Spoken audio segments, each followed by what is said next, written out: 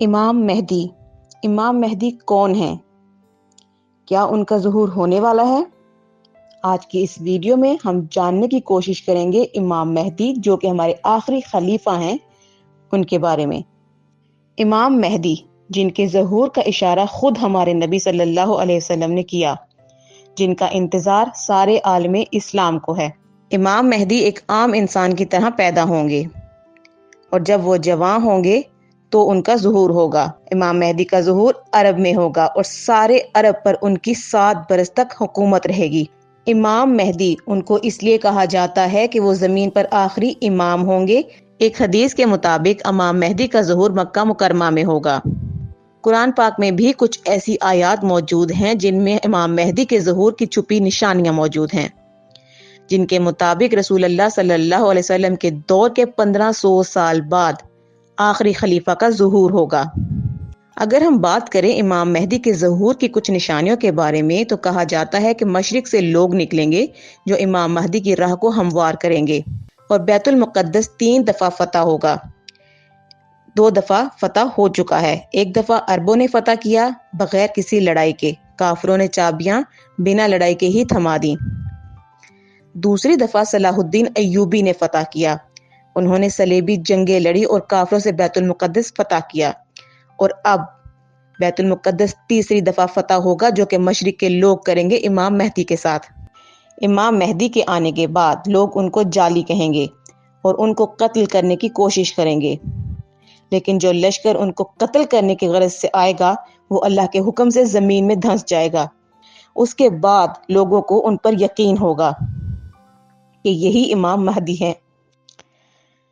مسلمان ظلم کی چکی میں پس کر تنگ آ چکے ہوں گے تو مسلمان حضرت مہدی کو تلاش کریں گے۔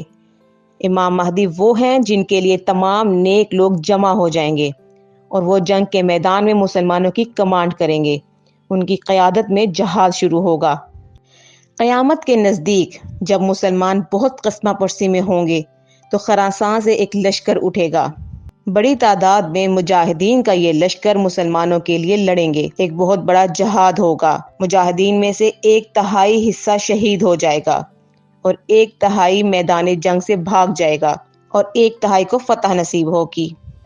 اور جو 1/3 میدان جنگ سے بھاگ جائے گا ان کی توبہ کبھی قبول نہ ہوگی، اور جو 1/3 شہید ہو جائیں گے وہ شہید افضل ترین ہوں گے۔ جہاد کے دوران جب یہ لشکر دمشق میں ہوگا اور عصر کا وقت ہوگا، امام مہدی امامت کے لیے کھڑے ہوں گے۔ اسی وقت حضرت عیسیٰ علیہ السلام فرشتوں کے کندھوں پر ہاتھ رکھ کر مسجد کے مینار پر اتریں گے اور لوگ ان کو پہچان لیں گے۔ حضرت عیسیٰ کا نزول یہودیت اور دجال کے خاتمے کے لیے ہوگا۔ دجال حضرت امام مہدی سے پہلے ہی ظاہر ہو چکا ہوگا۔ یہودی دجال کا انتظار کر رہے ہیں کیونکہ ان کے مطابق دجال ان کے لیے باعث نجات ہے۔ حدیث میں آتا ہے کہ دجال کانا ہوگا اور اس کا خدائی کا دعویٰ ہوگا۔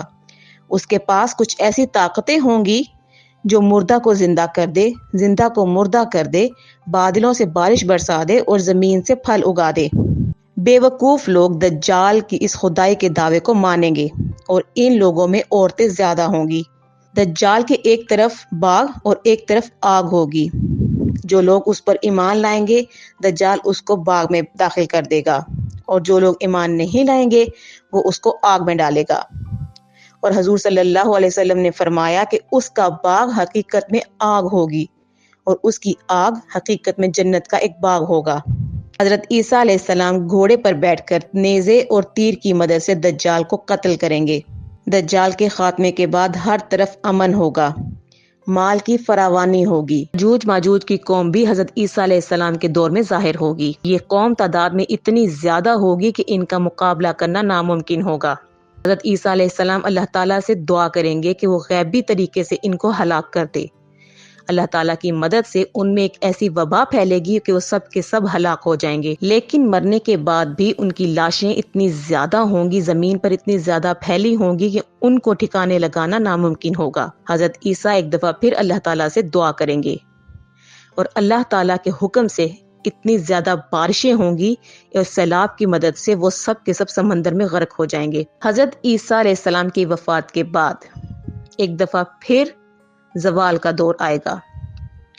آہستہ آہستہ سب مسلمان ایک دفعہ پھر سے زوال کی طرف جانا شروع ہو جائیں گے، اور ایک وقت ایسا آئے گا کہ دنیا میں کوئی مسلمان باقی نہ رہے گا۔ جب تمام مسلمان ختم ہو جائیں گے اور سب کے سب کافر ہوں گے تو اللہ تعالیٰ کی طرف سے سور پھونکی جائے گی اور وہ دن قیامت کا ہوگا۔ اللہ تعالیٰ ہمیں اپنے راستے پر چلنے کی توفیق عطا فرمائے اور امام مہدی کے لشکر میں شامل فرمائے، آمین۔